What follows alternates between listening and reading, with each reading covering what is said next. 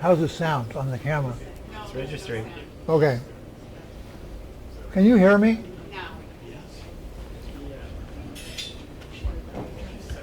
Do I have to get really close like this?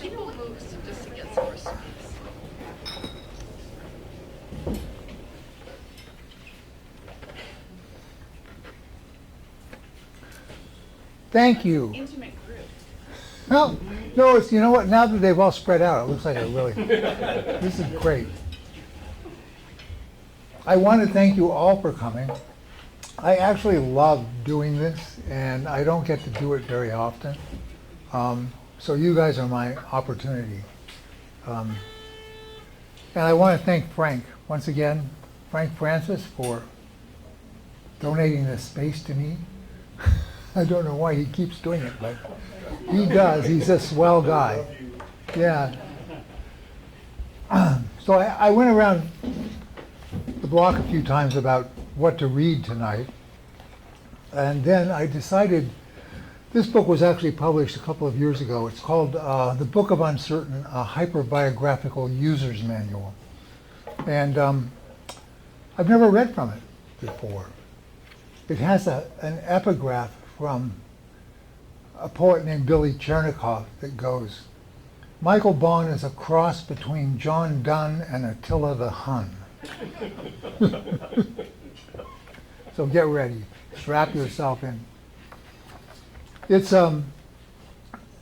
hyperbiographical because it's trying to push language through the personal towards some further experience beyond the personal. It's as if your life is not really your life. It's life living you, and what comes through the details of that event are significant in ways beyond the immediate or the material, you could say. So that's the sense of hyperbiography that I was hoping to achieve with this book. I just realized there's a second volume that I recently finished, and I realized thinking about it while reading for this that it's an epic. It's a kind of Odyssean epic. I didn't realize that as I was writing it, but that's how it unfolded. And it's also a book, I would say, about leaving.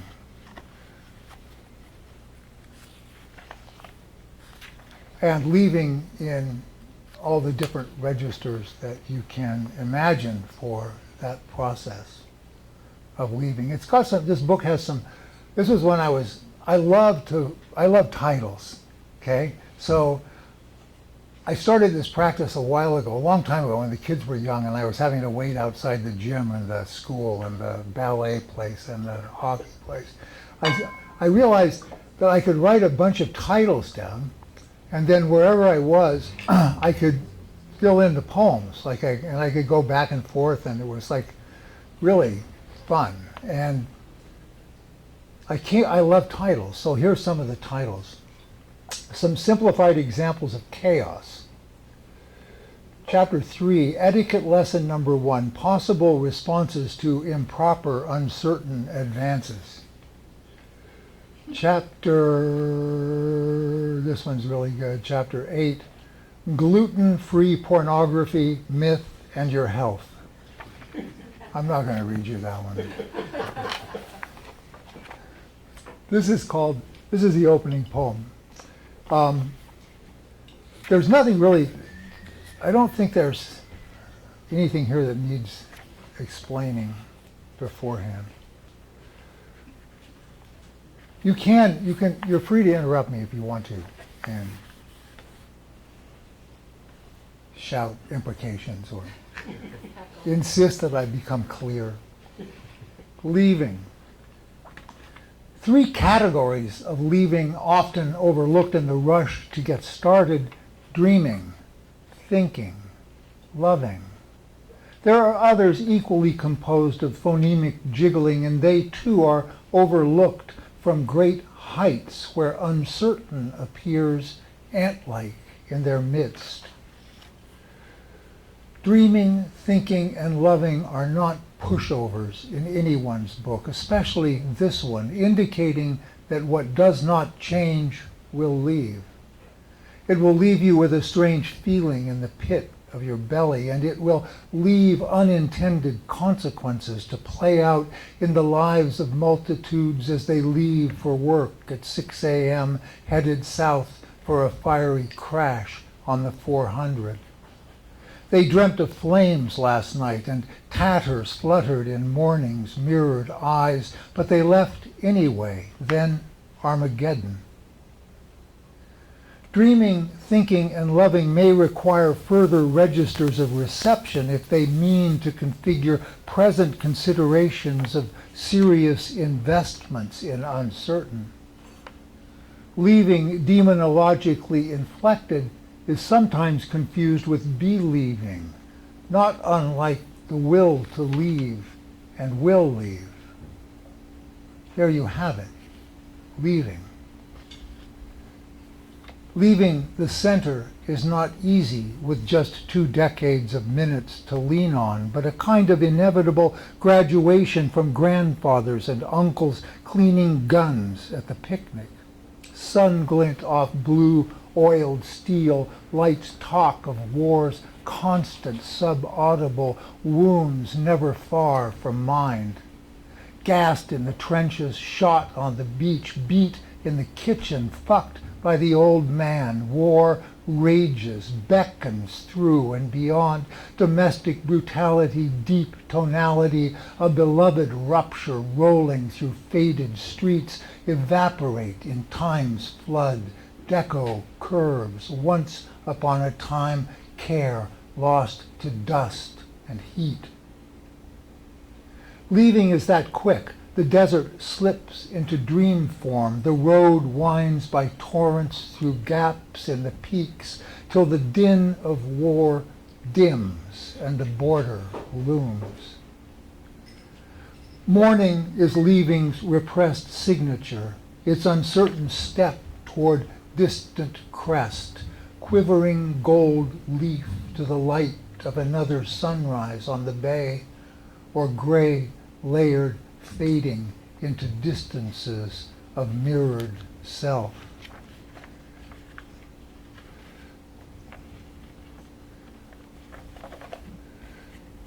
First, the death of water, sickly gray-green slime, nitrogen blooms, then falls.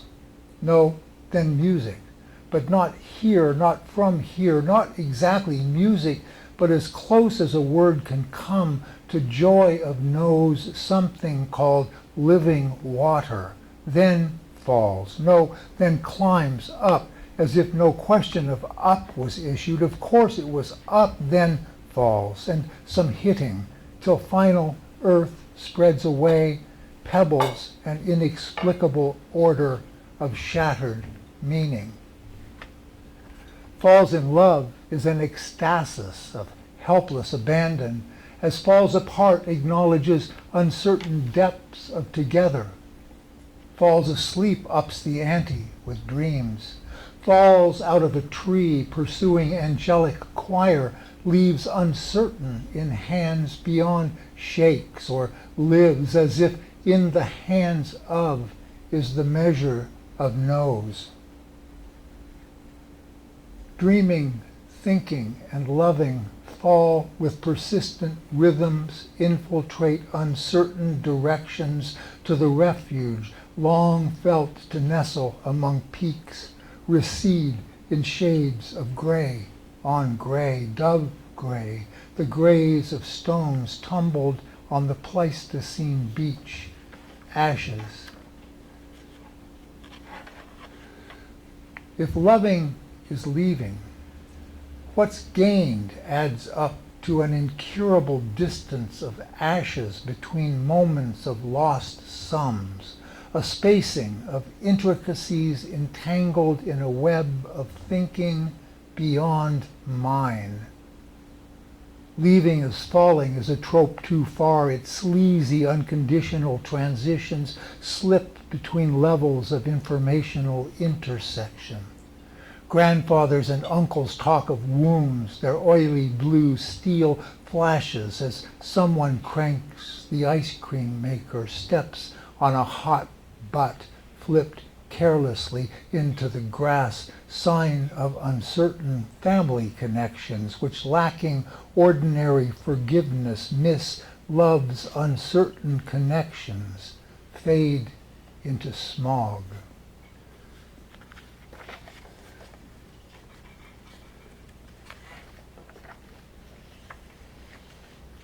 This is from chapter 2, some simplified examples of chaos. There's a lot of... So Mike, you said this is a hyperbiography. Right? Yeah. So, yeah, I picked up a few references about things we talked about last night. Yeah. Yeah, well, the tree, the broken neck, yeah, there it was. The angels. This was written during Trump won, much of it.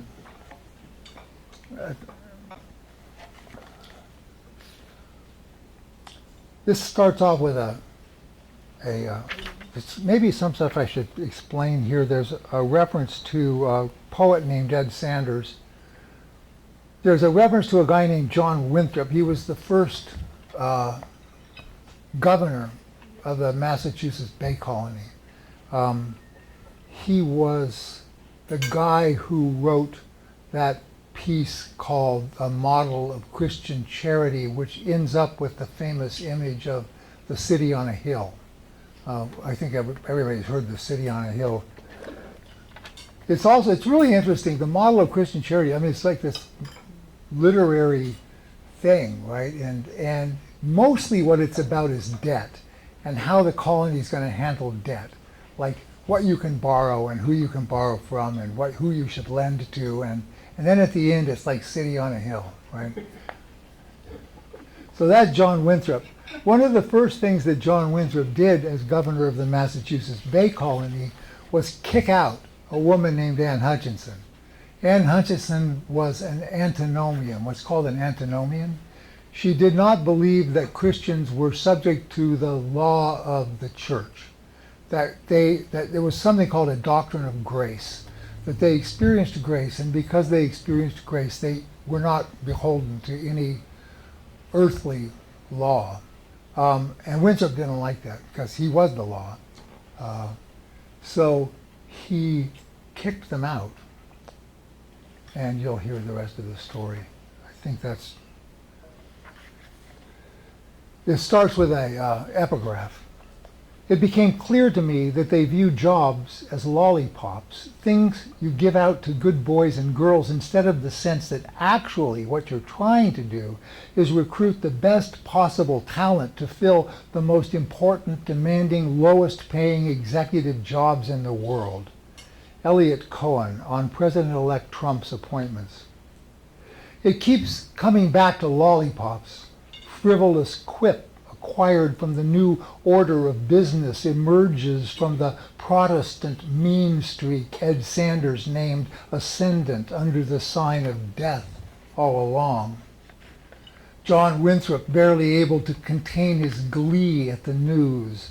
Licentious Anne Hutchinson, who had cast off ordinances and churches, and her children, Anne, William, Catherine, Mary, Zeriel, scalped and burned in a bloody heap, and Winthrop sweaty with the news, going all Trump that bitch, dreaming of lollipops, the line of supplicants stretching down City's hill, around the block all the way to the golf club, a worm-like spontaneous self-revelation, lollipops providing the amateurs of hell a system to shape hate into visible formations intent on extending control over the doctrine of grace and any other perceived aberration from their doom program, while eliminating facades of compassion and even bureaucratic compassion control mechanisms to get down to business. Somewhere something gyres and slouches, something stirs and drags its slimy ass up Fifth Avenue, straightens its power tie buttons, its jacket shines its assortment of time-tested cruelties, waiting to be offered a lollipop, shouting its commitment to keep on trumping the bitch who now has become uppercase in a gesture extends her significance beyond the tower into domains of touch and welcome, care, and the querulous eyes of kids caught in the slaughter.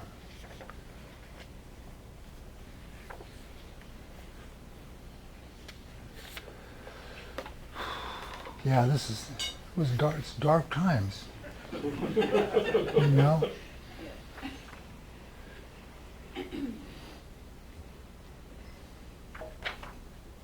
Well, that's how this starts. Darkness breeds in relentless sunlight.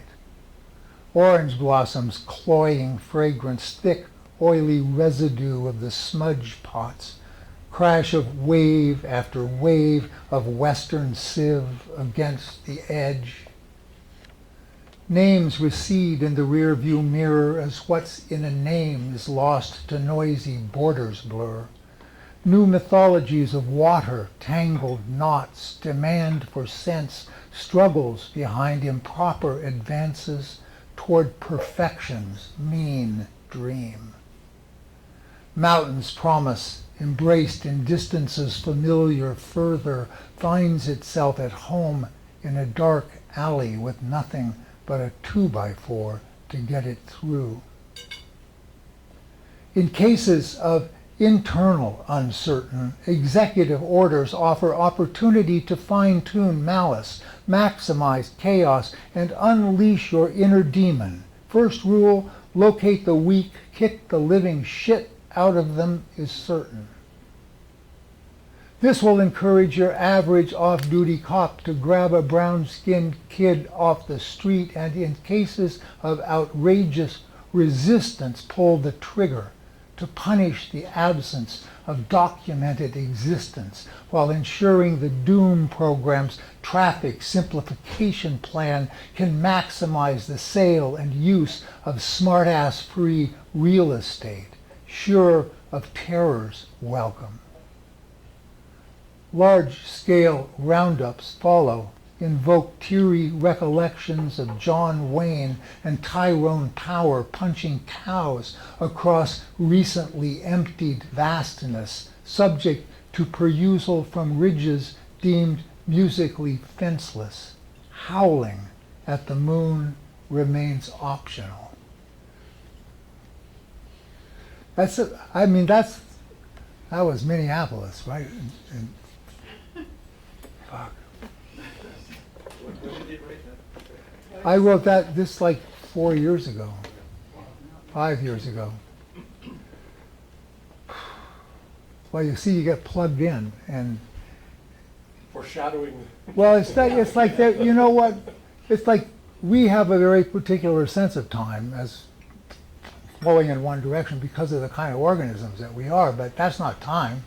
You know, time is something completely other than that. I mean, and it's, well, you know, I met Derek 30 years after we were supposed to meet, but it was like the time didn't really matter. We met when we had to meet. You know, the phone tag didn't work, but going up to the beaver pond did.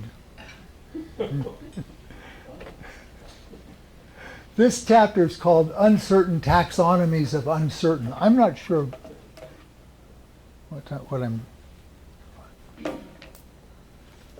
what should I stop? Liz wants to make sure I don't bore you all to death, but I got you here and I get to read my poetry to you, you know? You can't leave now. I had Frank lock the door, okay? This is called Uncertain Taxonomies of Uncertain. It's a kind of homage to Melville. Moby Dick's over there in that bookcase. I was talking to Frank about it before. Moby Dick could actually be looked at as a book on taxonomy. That it's about the way in which we categorize the world determines our relation to it. And Ahab's mode of categorization has to do with pinning things down with harpoons and killing them and taking them apart. Ishmael's mode of categorizing, he doesn't really categorize. Well, he does, but it's in a very fluid way because he's constantly, his way of knowing something is to try some different way to touch it, to eat it, to taste it, to measure it with a tape measure, to weigh it, he tries everything, and in the end, he lives, and everybody else dies. Yeah. Taxonomies of uncertain and uncertain taxonomies open with revolt, demands for immediate recognition of stone's point of view in relation to new energy vectors, solar quickening vibration lingo.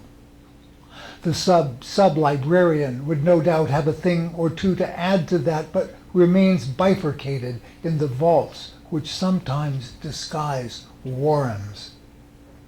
Initially, taxonomies seemed the way to go. Folio, octavo, duodecimo ring with genuine literary irony for those in the know, may even deserve inclusion in the anthology of best intergalactic taxonomies.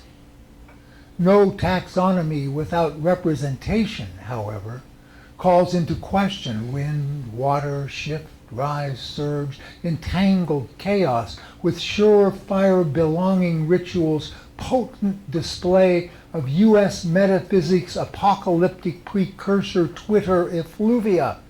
Give me liberty or give me a hefty line of credit so I can buy a Walmart aircon. What climate change? Bomb the chinks, but don't tread on my knockoff Versace Make America Great Again camo t-shirt. $3, what a deal.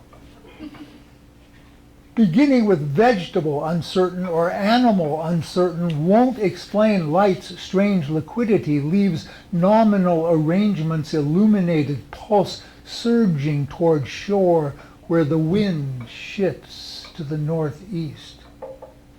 Taxonomy watches it crash against rocks while trying to distinguish sexual desire, sexual love, and erotic play in pursuit of a more perfect union as spider arranges husks of its hunger along webs, radial spread, traps entangled light too. A taxonomy of causes. 1. Socioeconomic disparities determined by inequities of race, gender, and class causes. 2. Incursions of eternal event form causes. 3. Shit happens causes. 4. Your mama causes. 5. Just because causes. 6. Subatomic quantum effect weird causes. 7. Random non-cause causes. 8. Sex causes. 9. Evil causes. 10. Uncertain causes. This next poem, I have to warn you, it's a kind of summary homage to a philosopher named Gilles Deleuze, who had an incredible way of seeing through the given toward an articulation of some further possibility for us. But it's difficult stuff to read till you can kind of get into what he's talking about. But anyway, you just have to listen to this. Like just listen, okay? You know what? I was thinking about this. Charles Olson had a dream where Ezra Pound came to him and said, and I quote, "Of rhythm is image. Of image is knowing. Of knowing there is a construct." Now that's the whole thing. That's everything there is that you need to know about how we relate to the world. It's right there.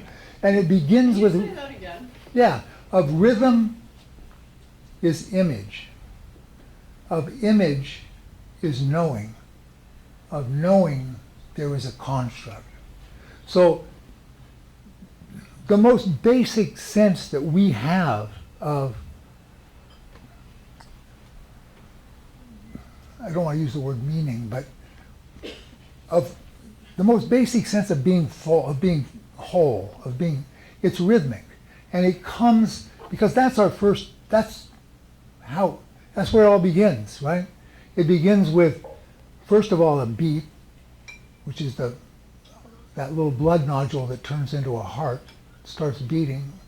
And meanwhile, there's this blood rushing through the mother's heart, and then the mother's breathing, resonating all around the child. So you've got like, three major kinds of rhythmic, different rhythms happening. And then there's voices coming in from outside, like they're all rhythmic, they're all like keyed to the local way of expressing yourself coherently, It's like rhythm is more fundamental than pronunciation when it comes to comprehension.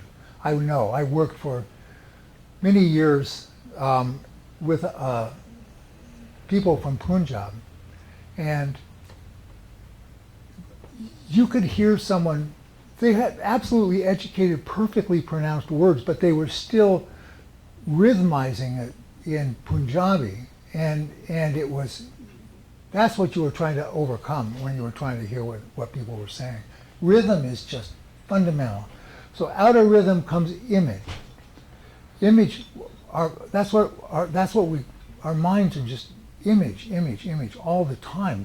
And we're responding to those images emotionally and sometimes positively and sometimes negatively, And then image comes knowing, where the image gives us a sense of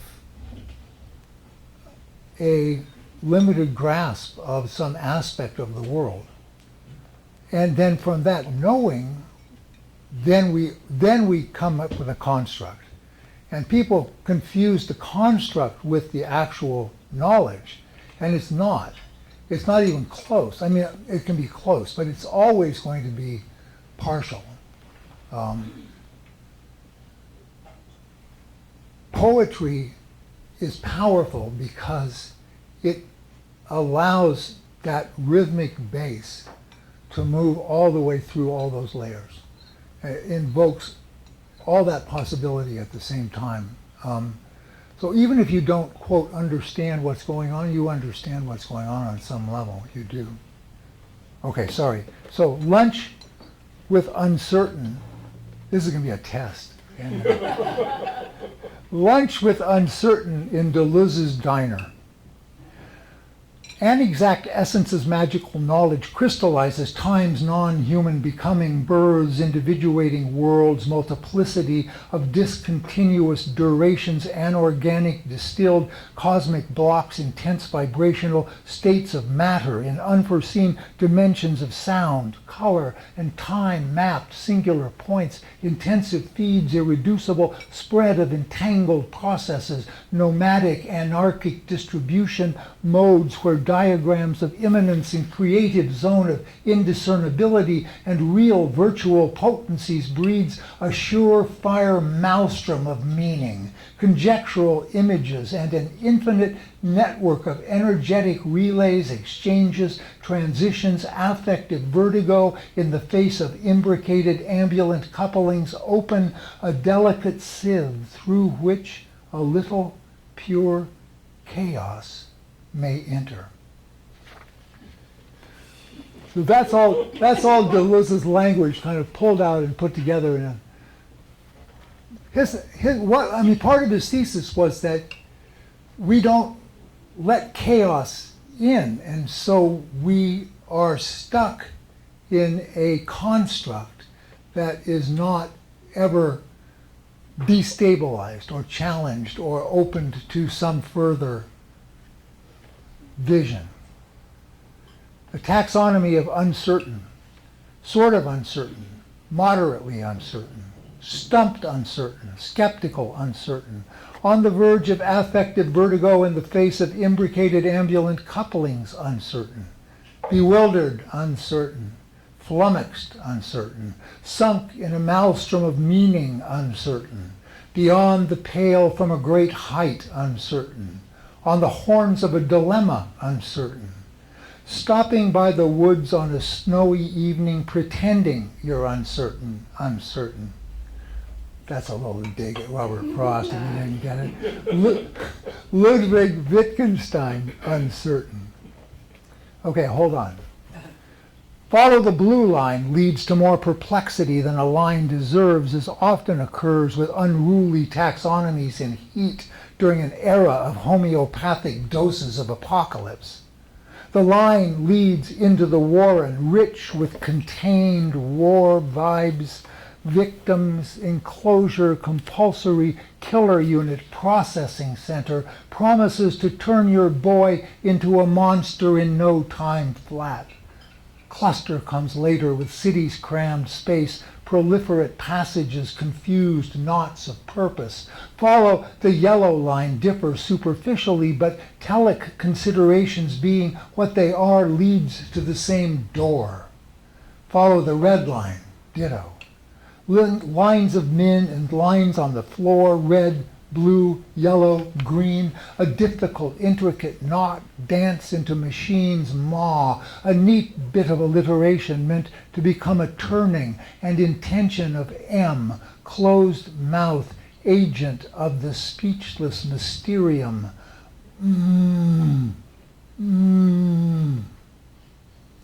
Taxonomies of mystery fail to initialize in the light of uncertain antecedents, leave cause in a state of unknown origin. Then what? The bus pulls up outside the warren. Each storefront feeds gathered bodies into lines that stop, start, stop down branching halls. Lines of men follow lines on the floor. Then the acid hits, big time, can opener moment. Cosmic death horror spilling from the burst continuum machine's infernal roots, each unfolding moment into red-faced man's demonic scream. Get back! Return to the line! Get back in line! But that can't happen, since by this time a number of other dimensions have joined the party, which is the time of mystery's obfuscation, shrunken apprehension, regularized cruelties, arrayed electric specificity of contorted, cavernous mouths.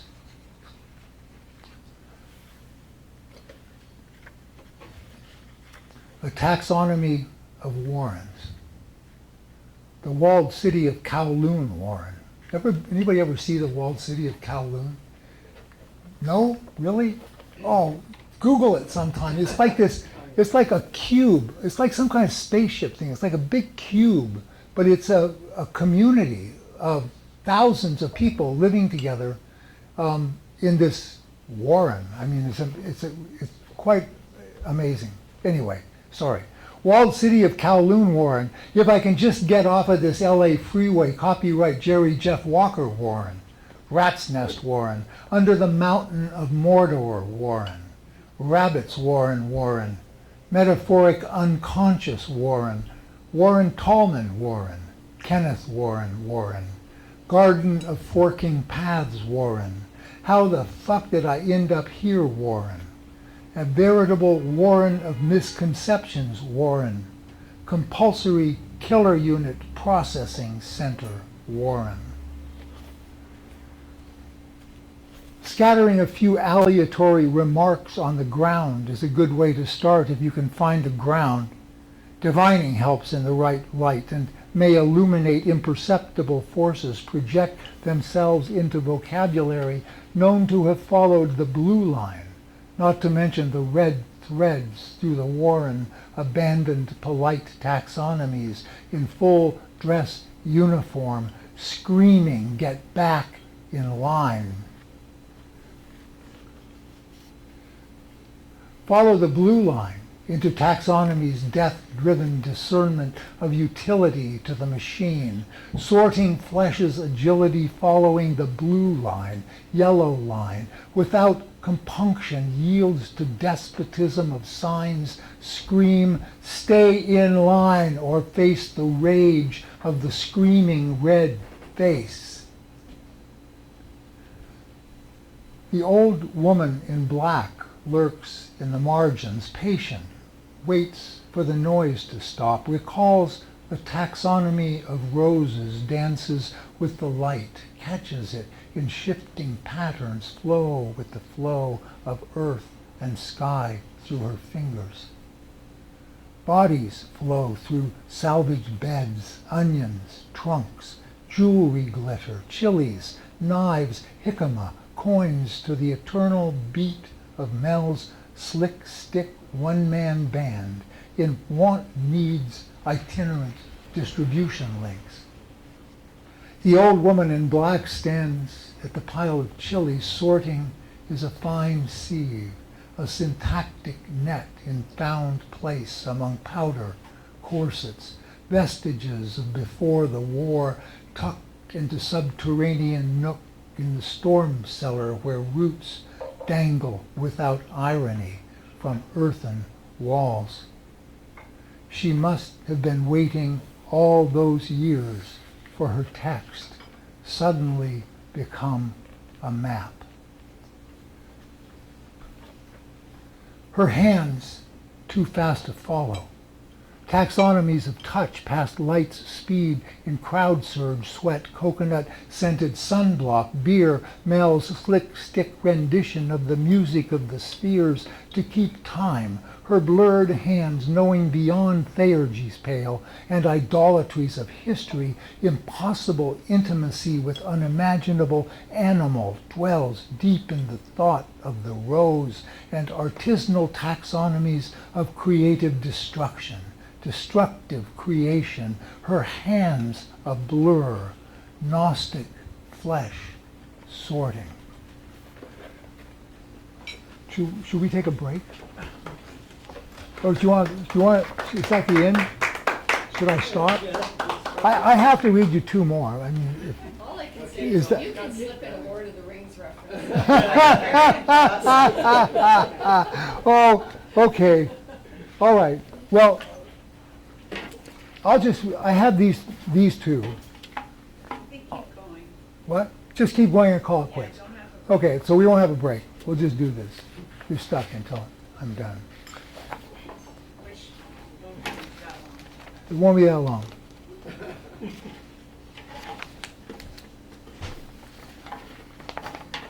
Leaving's promise is not amnesiac, but aggregate.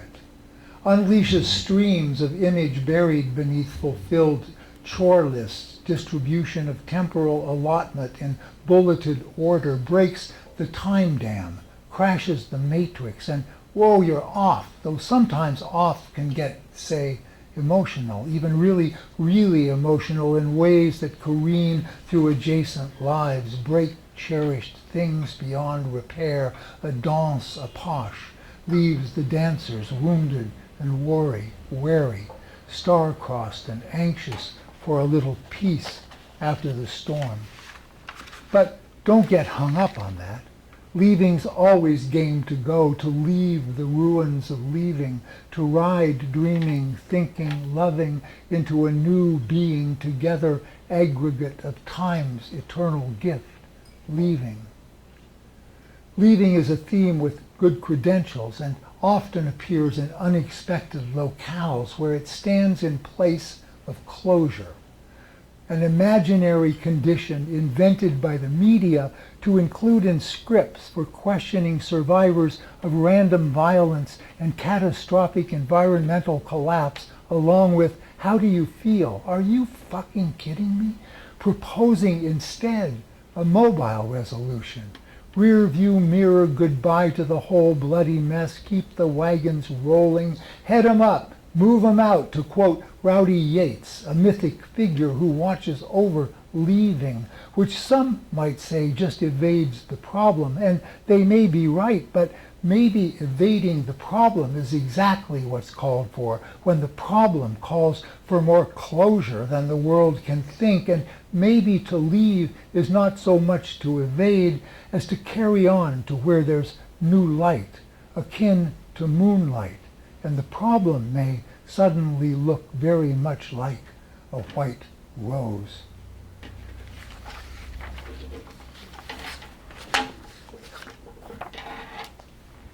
This has an epigraph from C.G. Jung. But how can I attain the knowledge of the heart? You can attain this knowledge only by living your life to the full. You should say, the life that I could still live, I should live. And the thoughts that I could still think, I should think. It appears as though you want to flee from yourself so as not to have to live what remains unlived up till now. From the Liber Novalis, the Red Book. So the trope, this is actually from the second volume, and there's a kind of governing trope of a downward journey. It's kind of, William Carlos Williams has a very famous poem called The Descent, which starts, the descent beckons as the ascent beckoned. So uncertain in the poem, it is on the road down. Past the crest, uncertain pulls over for a breather and a look-see, considers options before final descent, down having added more dimension than previously suspected given recent bushwhacking, a godly assault on complacent, a former mode of self-starvation in midst of still a lot of unlived choices to come, left the poem reeling from too many shots to the head, looking for a way out of stories foretold KO in the 10th. Ground drops away, familiar landscapes arrangement fades in ambiguous vistas, dark swirl at the limit of vision's reach, where dreams breed, churn with gods, monsters, ghosts, damsels, archaic language of person from beneath, figures of teeming dead articulated in degrees of shadow and love, tell of heart's trip through obscure regions of story battered by ardors come hither glances and indiscriminate possession of whoever's around in name of monstrous amplitudes of more, as if burning could reanimate matter's lost brilliance, to feed endless dead clamor from the margins looking for a way in through love's weakness, for a hot kiss out of nowhere opens the gate to pandemonium. Uncertain options roll around the bowl of night as fidelity flashes across moon's buttery face, a sign of further implications folded into day's orders as days unfold evidence of angelic intervention in night's revelations of hidden commitment to truth's diamond core. Fidelity is always fidelity to self, to what remains unlived, ripe for life. In the beginning, at Catalhayuk, free of both palace and market, auroch skulls stared from the walls of home, and the dead rested beneath the floor, death never far, near to hand. Even her opulent, nourishing flesh gives way behind to exposed ribs, vertebra, scapula, pelvic bones, remains of voracious death, her other face, as if to say, hold it close, my dears, all of it, if you would know the mystery of my love. Thank you.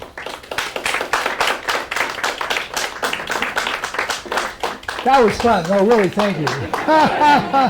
You know what? I really believe that, like, poems want to be in the air. They want to be read, just like a dog wants to get outside, you know? And, you know, and in books, they just like sit on a shelf and nobody ever like hears them. Anyway, They've got rhythm, Mike. yeah, they got rid. It's a whole construct. So is that totally perplexing? I mean, you could follow some of that, right? You don't. You know, it was, for me, I'm pretty novice of the whole poetry thing, as far as reading so especially. And it was interesting what you said, because I sort of said to myself, don't really try and analyze it and understand it, just sort of listen.